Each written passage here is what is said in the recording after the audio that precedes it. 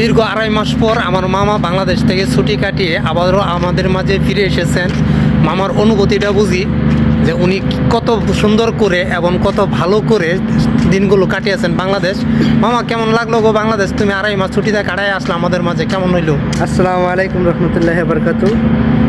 যারা মনে করেন বাড়িতে ছুটিতে যায় 7 বছর পর, ঠিক আছে, তারাই বুঝতে পারে যে বাংলাদেশের কি একটা সন্তুষ্ট বা কি একটা আনন্দ।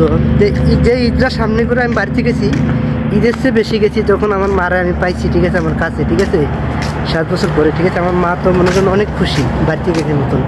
তারপরে যার বউ আছে, যার পোলাইন আছে, যার ভাই আছে, যার বোন আছে, আত্মীয় স্বজন আছে, তারা অনেক খুশি, ঠিক আছে। আমি এই যে ঈদের মধ্যে গেছি, ঠিক আছে, তো মানে ঈদের চেয়ে বেশি আমার ওই মনে করেন ওই একটা মাসিক খুশিতে কাটে, কারণ সবার লাগে আসছি, খেলাইছি, দুষ্টামি করছি, তারপরে মনে করেন এই যে 1 মাস রোজা রাখছি, ঠিক আছে, অনেক ভালো লাগছে।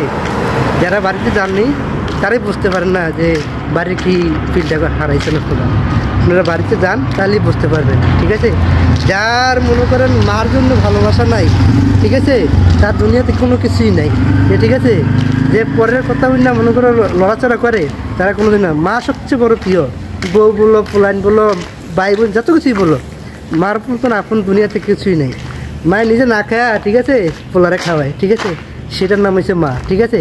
কিন্তু ওই বউ কন, বউর আশা বাদ দেন, আগে মারে ভালোবাসেন, তাহলে ভালো থাকতে পারবেন। যদি ভিডিও ভালো লাগে তো অবশ্যই আমার একটা ইয়া করবেন, মেসেজ করবেন, মেসেজ করে জানাবেন আমার কথাটা কি ভালো লাগছে, কেমন লাগলো আপনাদের মাঝে, অবশ্যই কমেন্ট করে জানাবেন। ধন্যবাদ সবাইকে।